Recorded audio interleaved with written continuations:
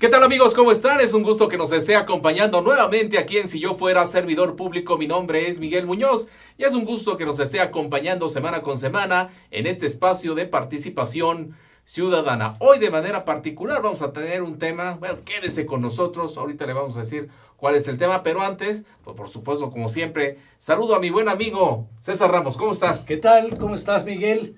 Bienvenido, ya estamos de regreso el jueves otra vez, Si Yo Fuera Servidor Público. Y les recuerdo nuestras redes sociales, por favor. En YouTube, AZTL Espacio TV. Sí. Por Facebook, AZTL.tv. Por Twitter, @AZTL-TV. Por Instagram, AZTL-TV. Les recuerdo también nuestra página spciudadano.com.mx y el Twitter de Miguel, @MiguelMunozNews y el mío, @Webmaster Azul. Perfecto. Oigan, antes nada más de que arranquemos el tema, yo quiero mandarle un saludo muy cariñoso a todos mis compañeros. Fíjense que gracias a las redes sociales me encontré a mis compañeros de la secundaria 141, que está en la delegación Gustavo Amadero. Y bueno, a todos mis compañeros, no menciono a ninguno porque se me puede pasar alguno, pero me prometieron muchos de ellos que nos iban a ver.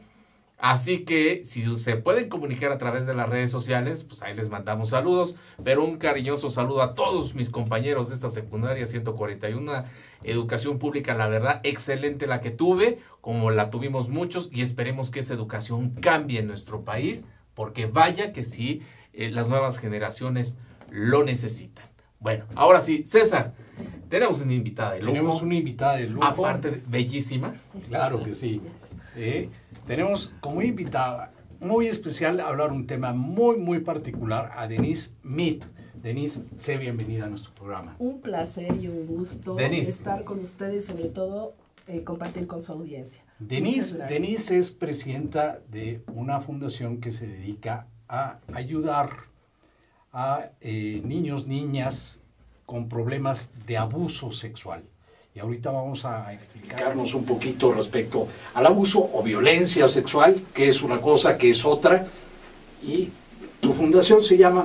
Fundación Renacer, es para la atención y prevención del abuso sexual infantil, pero además de trabajar con niños, también con adultos que lo vivieron en la infancia. Fíjate qué interesante. A ver, platícanos un poquito. ¿Desde hace cuántos años estás trabajando en este tema? Desde hace 8 años estamos trabajando en este tema, atendiendo no solo a las personas que lo vivieron, las personas que tienen dudas, sino también haciendo campañas de prevención para justamente evitar que otros pequeñitos puedan caer en esta situación y puedan defenderse también. Un tema tan difícil, inclusive lo comentábamos antes de entrar al aire, incluso pues en redes sociales o a lo mejor en algunos medios convencionales, no se toca tanto este tema.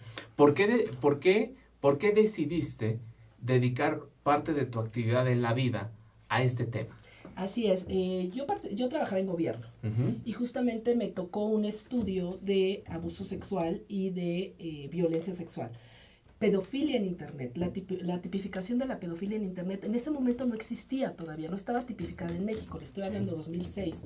Entonces, cuando empiezo a ver estos temas de violencia sexual, como es turismo sexual, trata de personas, abuso sexual, prostitución infantil, me doy cuenta que son temas que en México poca gente realmente lucha por los niños. Se habla mucho del tema, en ocasiones podemos encontrar información del tema, y en muchos países han hecho investigaciones, pero en México no. Y tristemente en México somos el país número 1 en muchos de estos temas, en turismo sexual infantil, en abuso sexual infantil, en violencia contra niños y adolescentes. Entonces fue cuando decidí, como especialista, como psicóloga, empezar a meterme más en el tema. Posteriormente, pues la vida me fue llevando, me convertí en perito en psicología forense también. Y pues finalmente estoy ya como presidente de esta fundación. La fundación está conformada por personas que lo sufrieron en la infancia y que como parte de la resignificación de este problema, de su dolor, han decidido participar. Entonces es una fundación que realmente tiene un sentido, ¿no? El sentido es justamente evitar a otros niños que lo sufran. Mi primera pregunta sería, ¿abuso o violencia? ¿Cuál sería el enfoque correcto? Hay que hacer una distinción, qué bueno que lo pregunta César, porque se confunde. Y ese es uno de los grandes problemas que tiene este país. Este país tiene el 98% de impunidad en abuso sexual infantil. ¿Por qué? porque hasta las leyes lo confunden. Sí. En las leyes está tipificado como violencia sexual. ¿Qué es el abuso sexual? El abuso sexual es una condición reiterada en el tiempo. Es como el bullying. El bullying es cuando se le está afectando durante mucho tiempo a un niño. ¿Qué hace esto? Va mermando su defensa emocional, va bajando su autoestima, va deteriorando las condiciones emocionales y psicológicas de la víctima. Claro. Lo mismo el abuso sexual. Sí. El abuso sexual tiene una prevalencia, la prevalencia es cuánto tiempo permanece en el tiempo. En el abuso sexual podemos encontrar que el 70% de los casos permanece más de un año. O sea, son niños que desde su hogar... Es mucho tiempo. Es muchísimo tiempo. Hay niños que hasta duran de 8 a 10 años siendo abusados desde su ámbito privado, que es el hogar, donde se supone que deberían de ser protegidos, están siendo agredidos. Si podemos mencionar algunos signos en los cuales, y es importante por el tema que estamos tocando en este momento, si podemos nombrar algunos signos importantes en los cuales pongamos esas lucecitas rojas. La detección. La detección. Sí, nada más déjame explicarte entonces qué es violencia sexual. Sí, por supuesto. La violencia sexual es un acto que se da una sola vez, es violento y deja huella física. En el abuso sexual rara vez encontramos huella física. Llegamos a encontrar huella física cuando las niñas ya son, cuando las chiquitas, si a una chiquita se le intenta violar, pues evidentemente como no tiene la anatomía física, se deja huella física, pero es el menor de los casos porque el abusador no quiere llegar a ser sorprendido, ¿no? Entonces le encontramos que las niñas que entran a la pubertad y la adolescencia son las que ya pueden ser violadas y son afortunadamente el menor de los casos. Sin embargo, en el abuso sexual, al no haber huella física, cuando llegan con un juez o un MP a denunciar, los mandan con un médico legista. ¿Y qué va a hacer el médico legista? Va a hacer una revisión, no va a encontrar huella. Así es. No hay tal. Y entonces el juez recibe al niño, recibe el caso, ve la ley, que la ley tipifica violencia sexual, que dice que debe haber huella, y el niño se le regresa, o la niña se le regresa a convivir con su abusador. Entonces es gravísimo, porque estamos hablando que este crimen deja unas secuelas terribles, unas secuelas que van a permanecer hasta la vida adulta. Y estamos encontrando que muchas de estas secuelas son trastornos de personalidad graves, inclusive la esquizofrenia.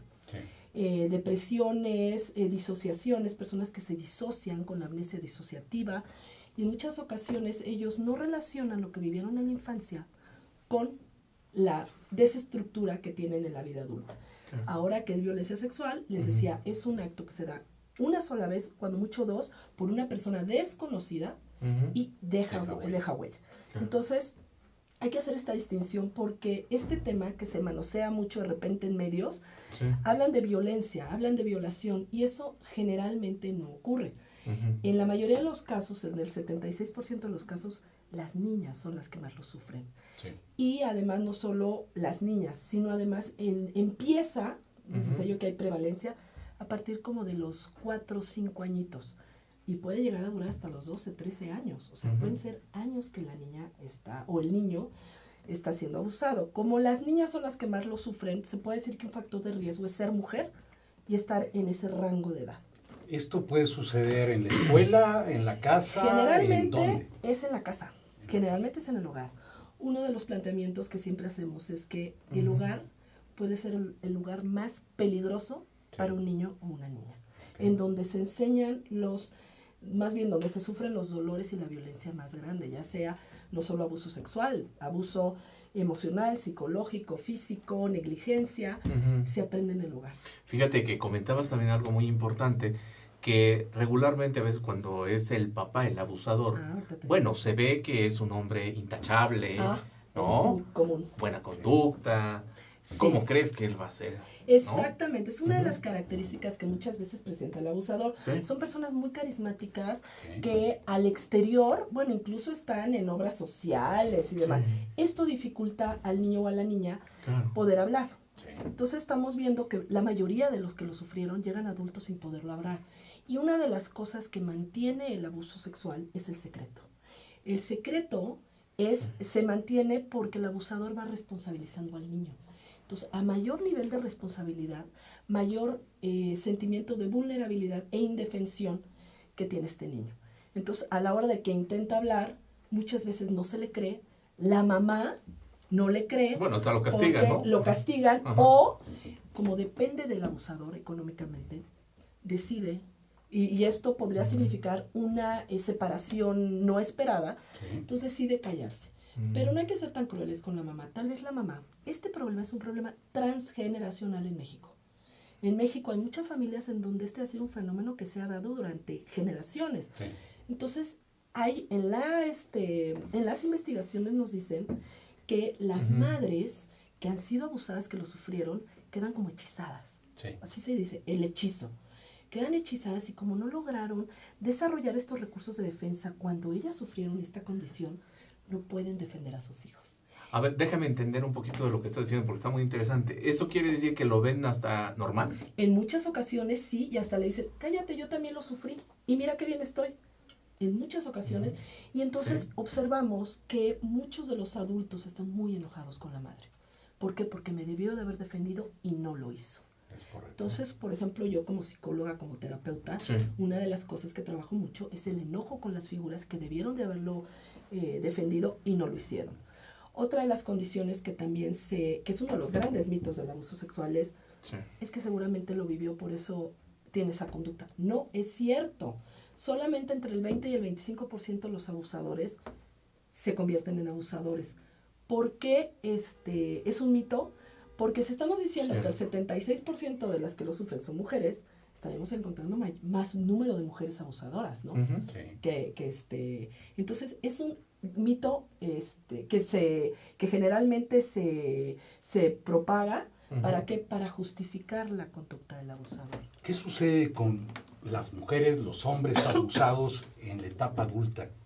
¿Cuál sería el procedimiento a seguir para ellos, para poderse liberar? Claro. Porque eso lo van a traer dentro, por supuesto, toda su vida, pero no van a poder discernir si es bueno, si es malo, porque para ellos no hay diferencia. Así es. La mayor afectación está en el área sexual. Okay. Son personas que son hiposexualizadas. ¿A qué me refiero? Son personas que no quieren saber, se separan de su cuerpo, decimos que se escinden del cuerpo, no reconocen el cuerpo, pueden llegar a ser fóbicas al contacto, o pueden ser hipersexualizadas, porque una manera de haber aprendido el amor, el cariño, la cercanía, es a través del contacto y de la incitación a una situación sexual. Entonces, esa es la mayor afectación que observamos. También observamos personas con una vida desestructurada, con autoestima lastimada, altos niveles de trastornos sociodepresivos, y lo más triste es que llegan a consulta por otras cuestiones, porque se divorciaron, porque no han logrado tener pareja, por otras cuestiones. Y es justamente esto que ellos no se han dado cuenta, cuál es su verdadero problema, ¿no? Y lo que te dicen es que yo ya lo olvidé, lo dejé en el pasado. Pero esto no se cura con el tiempo. Lo único que vamos a observar es que se va pasando de una patología a otra. Y entonces cuando llegan, tardan todavía, ya estando en terapia, en decirlo. Como yo en consultorio tengo pósters, hay gente que me dice, oye, ¿tú trabajas con eso? Porque yo lo sufrí, pero ya llevan 6 meses conmigo. Entonces, como que no le quieren dar importancia porque como pasó cuando eran pequeñitos, creen que ya... el tiempo. El tiempo lo curó, y tristemente no es así. Entonces, sí es importante personas que lo sufrieron, que puedan pedir, atreverse a pedir ayuda, pero es importante que busquen una ayuda especializada, porque es un tema tan complejo que es importante que se sepa tratar. Y sobre todo que sepan qué es el abuso sexual. El abuso sexual no solo es penetración, como mucha gente cree, es desde tocamientos, hay sin contacto físico, dices, ¿cómo abuso sexual sin contacto físico? Presentarle pornografía al niño, decirle frases sexuales, y el contacto físico pues ya es evidentemente puedes estarle tocando, estar introduciendo objetos, o solicitar al niño que haga felaciones al adulto. Entonces sí es importante que las personas puedan decir, oye, todo eso, si todo eso es, yo sufrí esto, creo que necesito ayuda. Y entonces lo que nosotros trabajamos es a través de procesos cognitivo-conductuales, porque esta terapia es la que más ha demostrado que ayuda a curar trauma, también EMDR, que es reprocesamiento de trauma, en donde hemos visto muy buenos resultados. O sea, sí hay esperanza. O sea, sí se puede ayudar. Al menos de colocarte otra vez las ideas en orden y descubrir que eso no es bueno, esto es lo bueno. Eso lo acabas de decir, sí. Ponerte las ideas en orden. Porque cuando hay un trauma, por ejemplo, esto que estamos viviendo aquí, nosotros lo vamos a guardar, archivar en nuestro cerebro, así como en archivos, ¿no? Fui hoy ahí y lo guardé. Pero un trauma, como es el abuso sexual, se queda así como si tiras el archivo. Quedan las hojas ahí. Exactamente. Todos. Y entonces, ¿qué pasa cuando hay desorden? Pues te molesta, ¿no? Hay algo ahí que no está bien. Justamente eso es lo que hace la terapia. Agarrar todo ese tiradero y archivarlo correctamente. Una buena terapia. Sí. Porque hay muchos... Y digo, no es una fractura de brazo que se cure con un yeso. Ahí va a estar, pero... vas a saber de qué se trata, ¿no? Y seguramente cada caso son totalmente diferentes. Todos son diferentes. Sin embargo, en lo que son la diferencia de los niños y de las niñas, ¿cuál consideras que es? Bueno, en el caso de los niños, lo que ellos desarrollan más es el enojo. Son niños muy enojados. Y las niñas generalmente la culpa y la vergüenza. Es la diferencia por género. Hasta por género podemos encontrar diferencias en el desarrollo de las secuelas. En el caso de los hombres es lo mismo, se vuelven hombres muy enojados, se vuelven hombres con mucha ira y las mujeres muy retraídas. Muy bien. Muy bien. Pues vamos a la primera pausa. Vamos a la primera pausa comercial. Vamos a invitar a nuestros amigos a que nos escriban en las redes sociales si tienen alguna pregunta. Recordamos también tu Twitter. A ver. Es Denise Meade G. Denise Meade G en Twitter para que hagan favor de hacer todas sus preguntas. Ya aparece ahí en pantalla el Twitter de Miguel Munoz News. El de su servidor, Webmaster Azul. Nuestras redes sociales, por YouTube, AzTL Espacio TV. Por Facebook, AzTL.tv. Por Twitter, @AzTL_TV. Por Instagram, AzTL_TV. En un momento regresamos. Ay, qué bonita voz.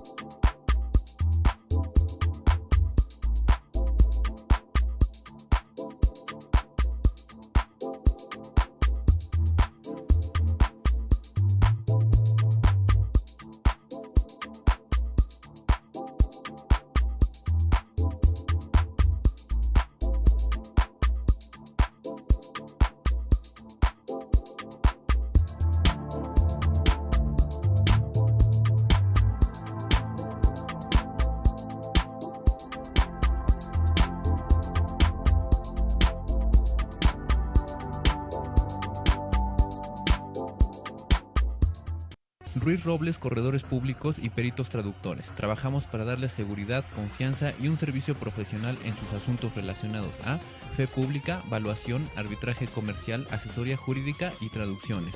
Para nosotros lo más importante es su satisfacción, brindándole además la asesoría jurídica necesaria en su negocio, con un equipo de profesionales capacitados para prevenir y resolver situaciones de riesgo en su empresa. Le aseguramos una asistencia profesional personalizada y humana a quien consideramos más importante, el cliente, porque las oportunidades pequeñas son el principio de las grandes empresas.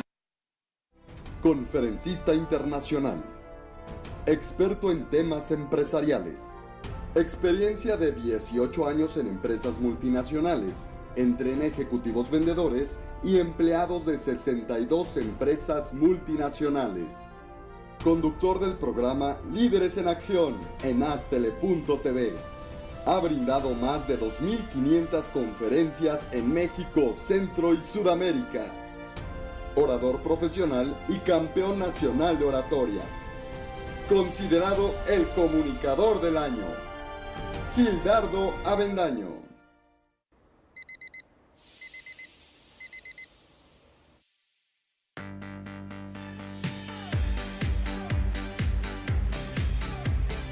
Cuando la vida te pone a sudar, hidrata la vida.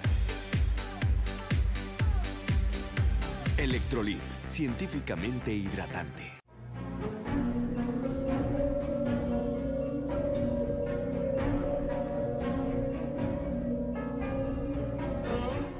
Rosso Fragola. chocolate en fresa que seduce tus sentidos.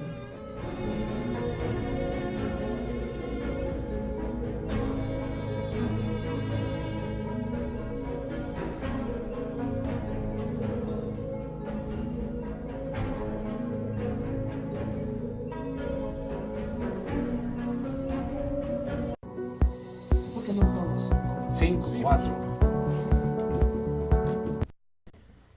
Bien, ya estamos aquí de regreso en Si Yo Fuera Servidor Público a través de la pantalla de aztele.tv. Estamos platicando con Denise Mit, un tema muy importante, así que por favor ponga mucha atención este asunto del abuso, pues es un tema delicado, pero Denise nos lo está explicando de una manera de verdad muy clara, muy sencilla. Si usted quiere hacer una pregunta, ya ahí tiene, por supuesto, también nuestras redes sociales. Denise, te preguntábamos también el asunto de la detección. ¿Cómo lo detectas? ¿Cómo lo detectas? Fíjate que otra vez te voy a dejar tu pregunta al aire, ahorita Sí. te la digo. Me encantaría poder hablar de la prevalencia y de la incidencia en México, Sí. porque tú ahorita mencionaste que es un tema muy importante, porque es importante justamente porque México somos número uno en América Latina de abuso sexual infantil.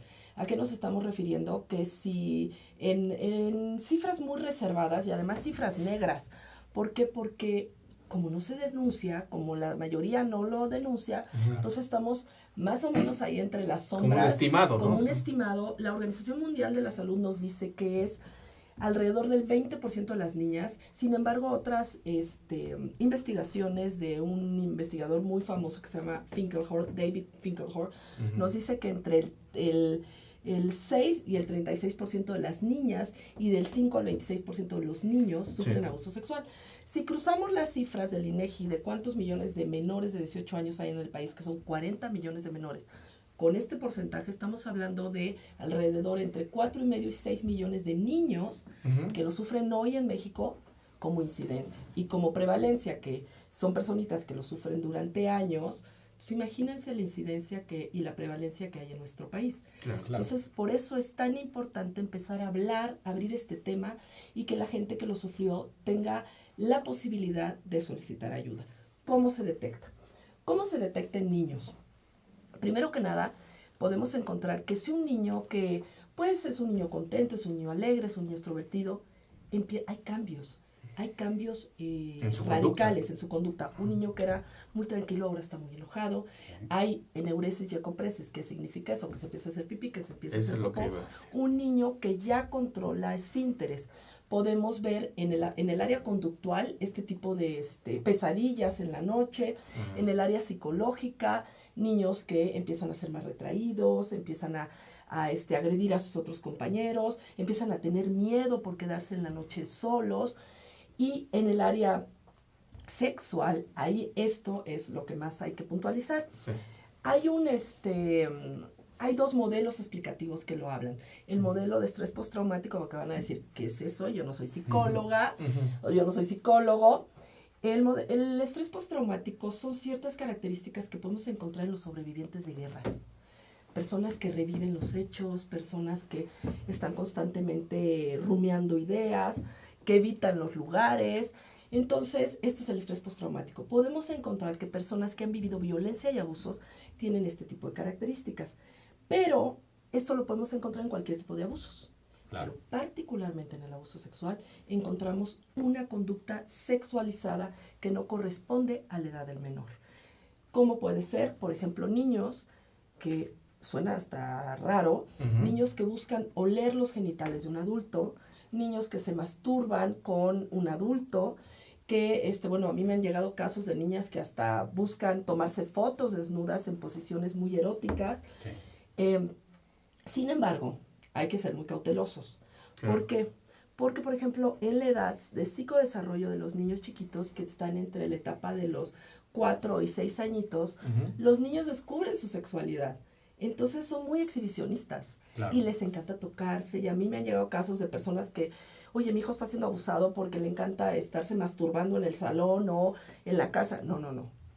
Los niños a esa edad, como descubren sus genitales, tienen sensaciones muy agradables, entonces los niños tienen este tipo de conductas. Entonces hay que saber distinguir y hay que, obviamente, pues guiar al niño para que este tipo de conductas las haga en un lugar privado, ¿no? Claro. A ver, pues son muchas cosas que tenemos en la mente en cuanto a las preguntas. ¿Qué pasa cuando los papás no aceptan que hay una detección por parte de los hijos? Es decir, aquí no pasó nada. ¿Qué pasa? Podemos encontrar, es raro que se descubra, a menos de que el niño hable, o muchas veces los profesores lo digan. Entonces, ¿qué pasa? Que surge alrededor toda una problemática. Uh-huh. Los padres quieren regresar a una vida normal, aquí no pasó nada.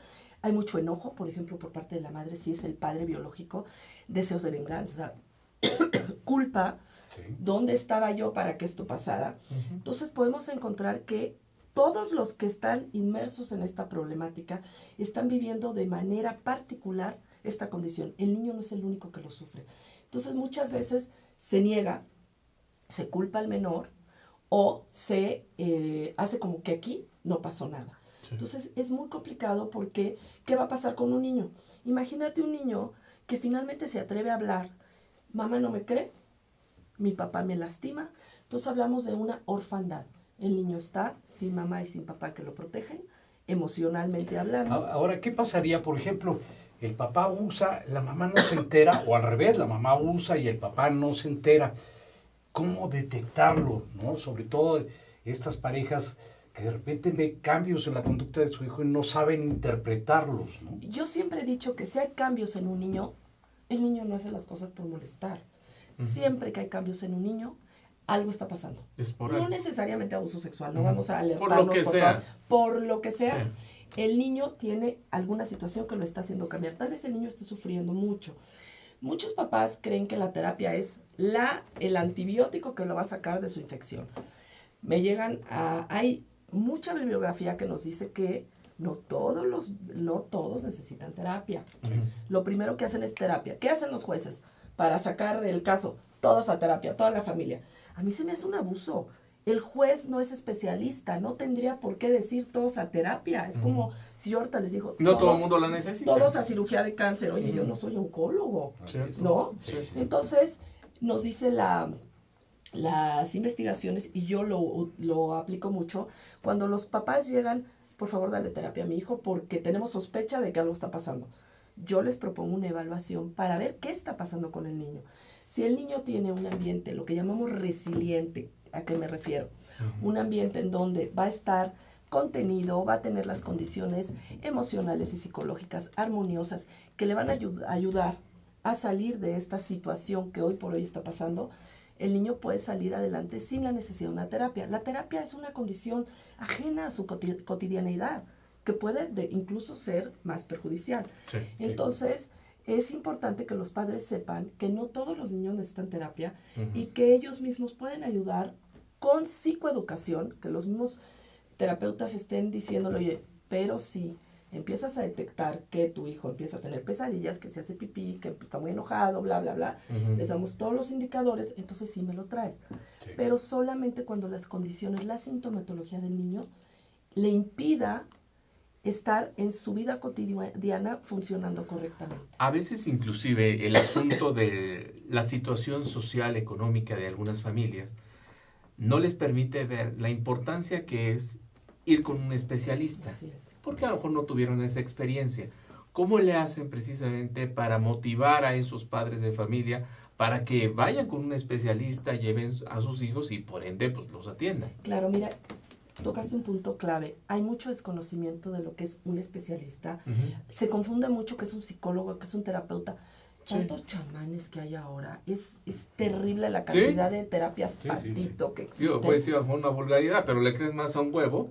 O sea, que te gusten el huevo, las hierbas. Le creen más a Jodorowsky. Acabas de ver lo que acaba de poner. Sí. Él está en apología del delito, está promoviendo el abuso sexual. Está gravísimo todo lo que está promoviendo. O sea, algo publicó el día de ayer. Sí, terrible, terrible. Y él no es psicoterapeuta, pero dice que trata el abuso sexual, la anorexia y otras situaciones. Y aparte compran sus libros y la gente le cree.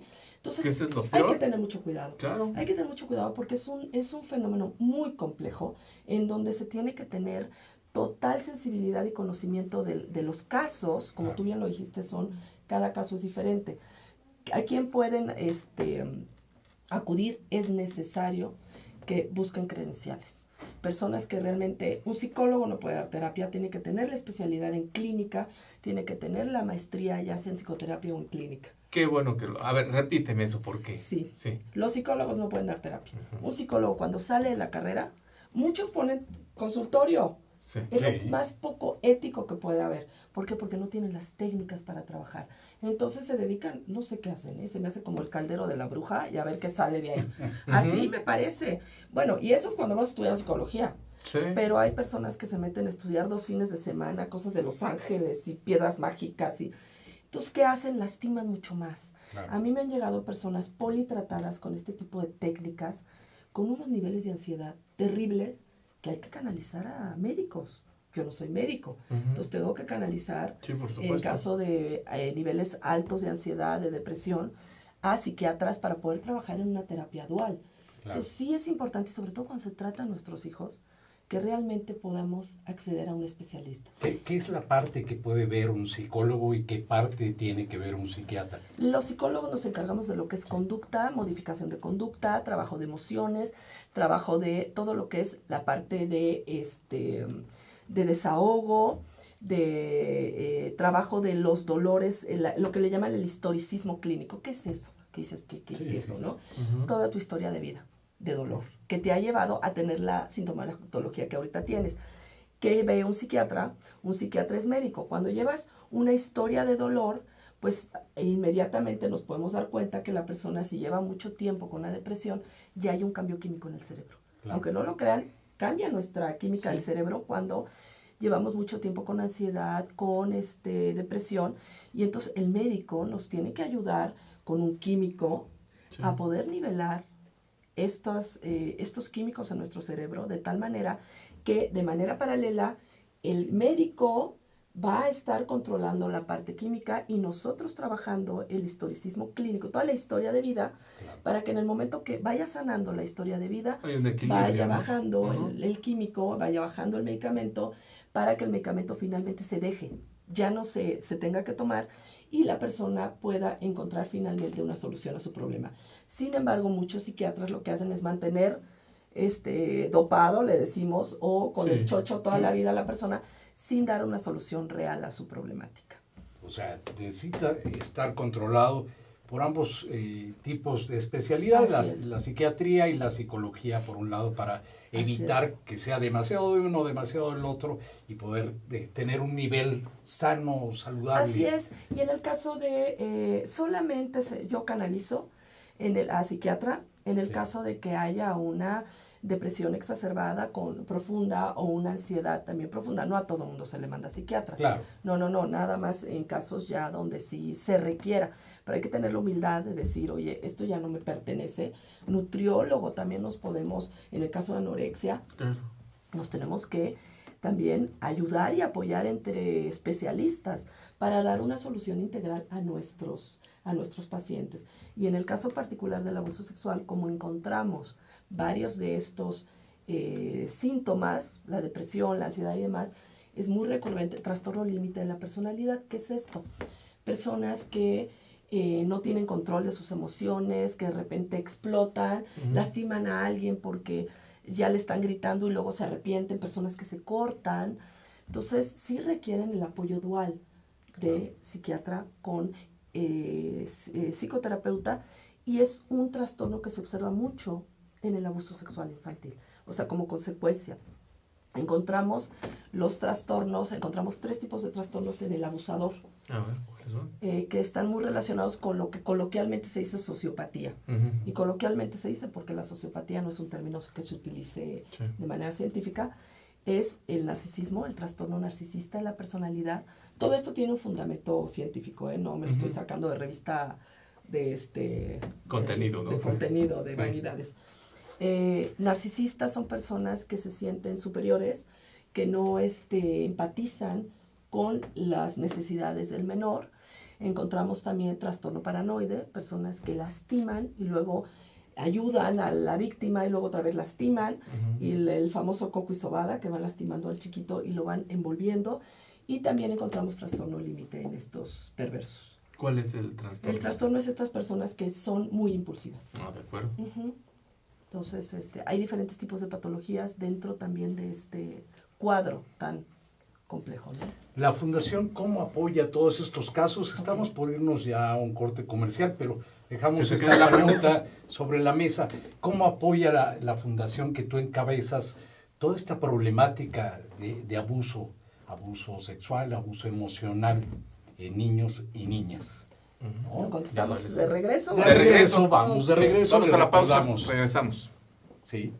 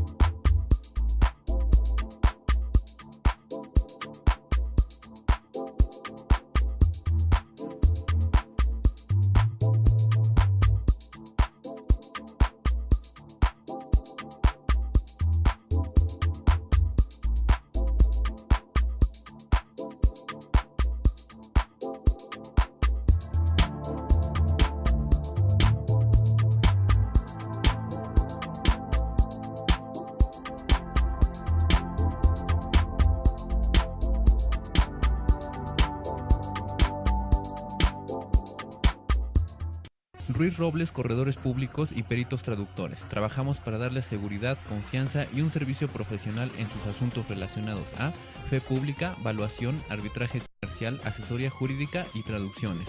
Para nosotros lo más importante es su satisfacción, brindándole además la asesoría jurídica necesaria en su negocio, con un equipo de profesionales capacitados para prevenir y resolver situaciones de riesgo en su empresa.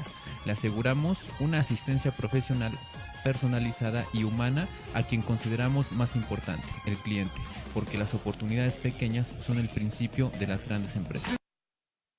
Conferencista internacional, experto en temas empresariales, experiencia de 18 años en empresas multinacionales, entrena ejecutivos vendedores y empleados de 62 empresas multinacionales. Conductor del programa Líderes en Acción en Astele.tv. Ha brindado más de 2.500 conferencias en México, Centro y Sudamérica. Orador profesional y campeón nacional de oratoria. Considerado el comunicador del año. Gildardo Avendaño.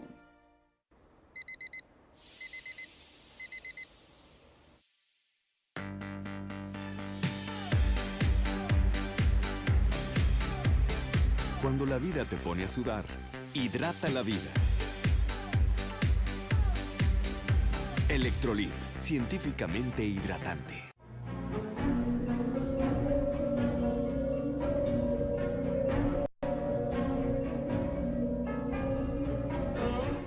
Rosso Fragola. Arte en fresa que seduce tus sentidos.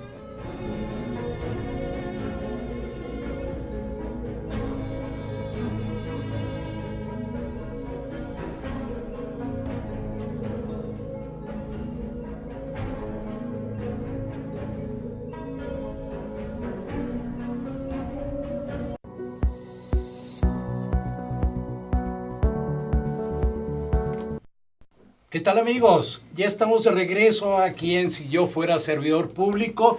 Estamos tratando el tema de abuso infantil. Y Denise, dejamos ahí una pregunta sobre la mesa. ¿Cómo le hacemos nosotros? ¿Qué es lo que hace la Fundación? ¿Cómo apoya la Fundación en todos estos casos? La Fundación tiene 3 áreas en donde estamos teniendo cierta injerencia. La prevención primaria, Sí. ¿a qué se refiere? Nos vamos a qué sostiene esta conducta, el abuso sexual. ¿Por qué se está tan reiterada generación tras generación? ¿Por qué no se habla? ¿Por qué los niños están tan vulnerables ante esta condición? ¿Qué lo sostiene? Los paradigmas que tenemos como estructura social. Vivimos en una sociedad patriarcal, en donde los niños, mujeres, y me atrevo a decir animales, son cosificados y pertenecen al patriarca. Entonces, los niños tienen que obedecer, los niños son sometidos, los niños son violentados, y nadie dice nada porque en muchas ocasiones es por su bien. Lo justifican como educación. Y adentro del hogar nadie se mete. Entonces los niños están ahí pues a la expectativa, si le tocaban papás buenos, qué bueno, y si no, pues pobrecitos, ¿no? Entonces, ¿qué estamos haciendo como prevención primaria? Campañas de prevención a nivel redes. Este espacio que nos dan nos ayuda justamente a la prevención primaria porque estamos visualizando el tema, estamos rompiendo con estos paradigmas en donde los niños tienen derechos, en donde los niños tienen derecho a una vida libre de violencia, y justamente es la prevención más difícil porque estamos luchando con siglos y siglos y siglos de herencia patriarcal, claro. Pero se puede. La idea es ir moviendo todo esto. Segundo, la prevención secundaria. La prevención secundaria es ir directamente a las potenciales víctimas, claro. En este caso los niños. Entonces trabajamos con talleres de prevención y detección y protocolos de actuación con escuelas, con profesores, con padres de familia y directamente con niños. ¿Qué tan abiertas son las instituciones educativas para que pueda entrar una fundación como la tuya? Hemos encontrado de todo. Hay fundaciones y hay organizaciones que de hecho están muy ávidas de esto, y les puedo decir que no podría ser una distinción entre escuela pública o privada. Hemos encontrado de todo. Nadie nos ha cerrado las puertas, eso sí les puedo decir, como que es un tema ya muy vigente. Bueno, una vez llevamos una obra de teatro a una escuela, salieron 5 casos de niñas que estaban siendo abusadas en ese momento desde su hogar. Posteriormente, los padres, hombres de familia, querían cerrar la escuela. Que cómo era posible que hubiéramos llevado esa información, que de haber sabido no hubieran dejado ir a sus hijas. Imagínense, es el único caso que sí fue un problema. Por lo demás, hemos encontrado mucha apertura. Llegamos con los talleres donde a los niños se les enseña el cuidado de su cuerpo, el respeto por su cuerpo y el de los demás, emociones agradables, desagradables, para que sepan identificar cuando alguien me toca y siento sensaciones desagradables, y técnicas de afrontamiento, donde digo no, grito, rechazo, las 4 R's. Recuerdo lo que me enseñaron, rechazo, reconozco que esto no me gusta, esta sensación desagradable, rechazo y reporto. Son las 4 R's. Grito, digo no, grito, corro y lo cuento. Tenemos cuentos, videocuentos para niños de todas las edades. Tenemos personajes que de manera muy lúdica enseñan a los niños a cuidarse. Pósters, de todo tenemos para que las escuelas no solo vamos al taller, damos la información, sino para que realmente se instale la conducta. Damos psicoeducación a los padres y dejamos material a las escuelas para que ellos constantemente estén retroalimentando. Prevención terciaria. ¿Qué hacer cuando ya pasó? Y evitar que vuelva a pasar. Prevenir que vuelva a pasar. Esa es la prevención terciaria. Entonces, atendemos los casos que se están presentando. También elaboramos peritajes en abuso sexual y ayudamos en asesoría jurídica. Tú eres perito. Yo soy perito en abuso sexual. Entonces, si encontramos un caso, lo que nosotros hacemos es hacer el peritaje, filmamos todas las sesiones, porque es como se debe hacer de manera transparente, con la finalidad de evitar que el niño recurrentemente se le esté mandando a llamar. En México todavía a los niños existe un sistema muy bonito que se llama Antena, que ya lo tiene la PGJ del Distrito Federal, pero están teniendo ciertas situaciones complicadas porque las personas que lo están manejando, que es un muñequito que habla con los niños virtual, pero las personas que lo manejan en muchas ocasiones no son personas preparadas.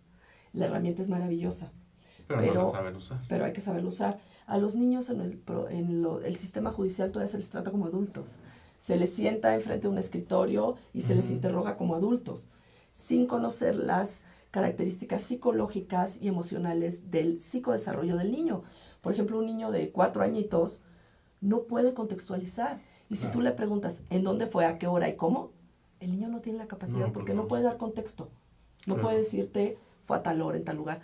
Y entonces, al no poderlo hacer y el Ministerio Público no estar preparado, no es cierto, este niño está mintiendo. Sí, lo tensionas y el niño empieza a desvariar su respuesta. Y tiende a decir que no fue cierto, que lo soñó. Tiende a desestimar y a decir, ¿sabes qué? No es cierto, lo soñé. Entonces, ¿qué va a pasar? Ese niño se le va a volver a obligar a convivir con su abusador. Entonces, estamos viendo, como nosotros empezamos a ver por qué tanta impunidad en nuestro país de abuso sexual. Pues porque la ley, nos metimos al código, el Código Penal. Y vimos que el Código Penal tipifica la violencia sexual y no el abuso sexual. El atrapamiento psicológico es muy difícil que se pueda tipificar. A ver, explícanos esa parte porque a lo mejor algunas personas, y a mí todavía no me queda muy claro, esas partes. En la ley dice Ajá. que cualquier adulto que haya penetrado a un niño, quedamos que el abuso sexual, en la mayoría de los casos no hay penetración, no hay huella física.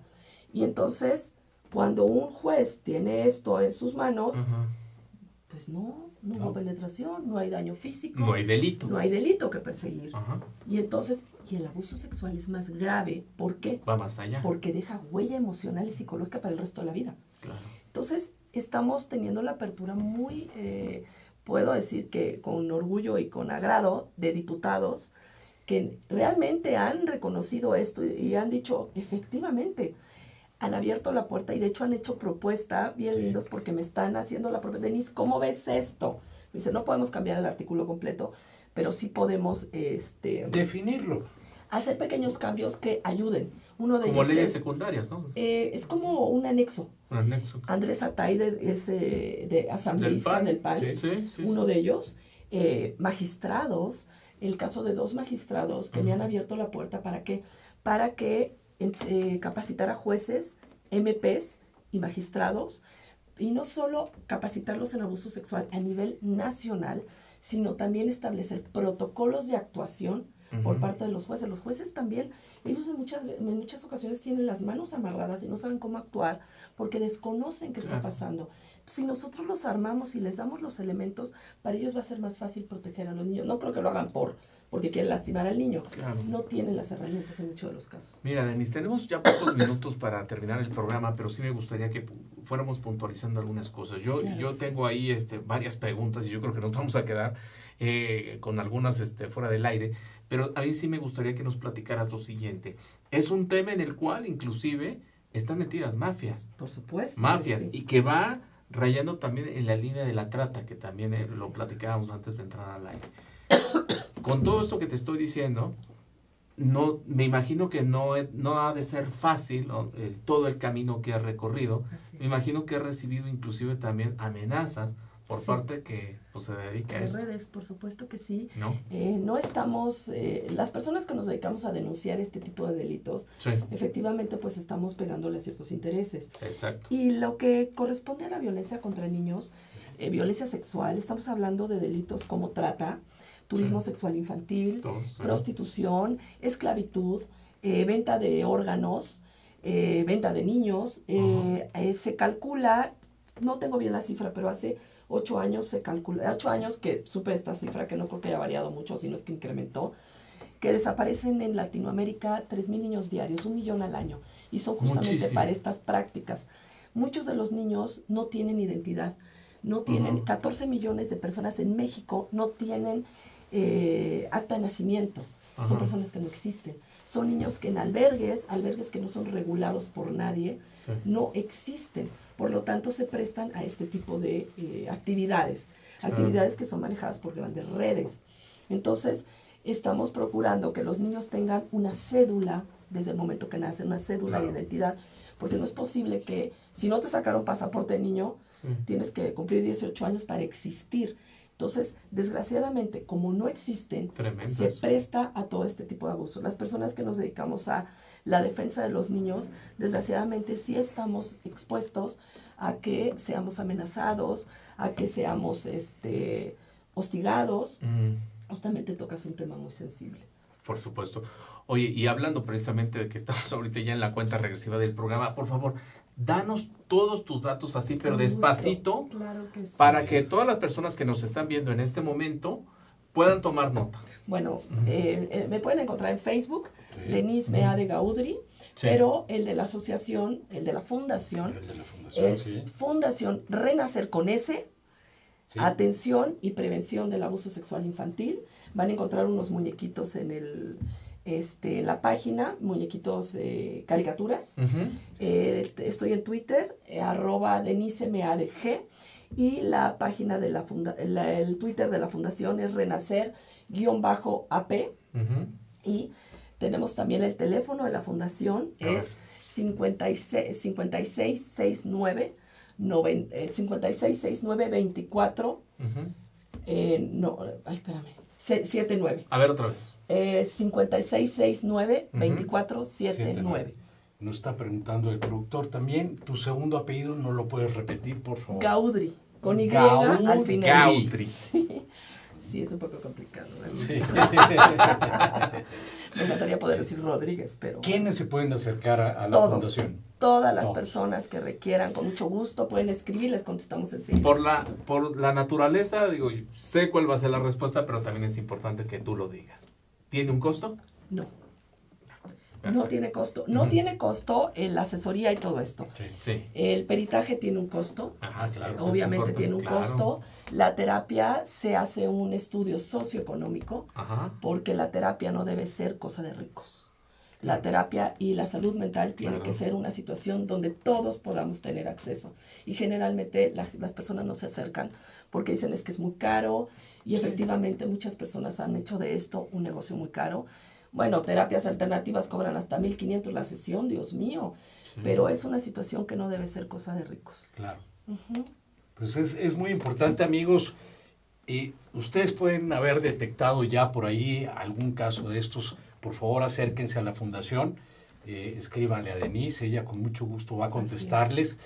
Y ¿algún mensaje adicional? Pues todo esto se puede prevenir, siempre y cuando nosotros estemos alarmados en el aspecto de que sepamos qué hacer, estemos prevenidos, podemos construir una sociedad mejor. Si desde que son niños se les enseñan ciertas técnicas de prevención y de autocuidado. Otra vez, repítenos las R's. Las R's, la primera es recordar lo que me enseñaron, reconocer que tengo una sensación desagradable, rechazar y reportar. Recordar, reconocer, rechazar, reportar. Así es, las 4 R's de la prevención que podemos enseñarle a nuestros hijos. Ahora, el último. Sí. La fundación habla de niños y niñas. ¿Qué pasa con los adultos que fueron abusados de niños? Es más, te puedo decir que son de los que más recibimos. Así es. Afortunadamente comprenden mejor la problemática, inclusive o pueden identificarla. Oye, yo lo sufrí, me voy a acercar porque me está pasando todo esto y probablemente esté relacionado. Sí, los adultos, afortunadamente, y en muchas ocasiones se les trata con terapia de reprocesamiento de trauma, justamente porque es más rápida la recuperación. O sea, la fundación también los apoya. Así es, por supuesto que sí. ¿Se pueden recuperar? Claro que sí, claro que se pueden recuperar, también. Por supuesto que sí, siempre y cuando reciban la atención adecuada. Muy bien. Pues la verdad que yo creo que nos quedamos, este tema da para mucho más, y esperemos que esta sea la primera de muchas veces que nos acompañes. Yo el día que me digan, aquí con mucho gusto, estoy con ustedes, ha sido un placer, en verdad les agradezco, porque gente como ustedes es los que realmente nos ayudan a cambiar el mundo. Muchas gracias. Muchas gracias. Gracias a ti, Denise. Y le agradecemos por supuesto también a Janet Membrillo, que fue precisamente el enlace para que Denise estuviera aquí con nosotros. César. Pues amigos, no nos resta más que despedir el programa. Le mando saludos a Insurgentes Mixcoac, saludos. Insurgentes Mixcoac. Siempre está en contacto con nosotros, ahí le recordamos las fresas. Las esperamos aquí. Así es. Aquí. Y nos vemos el próximo jueves a esta misma hora en esta misma estación. Saludos a mis amigos de la secundaria 141. Saludos amigos.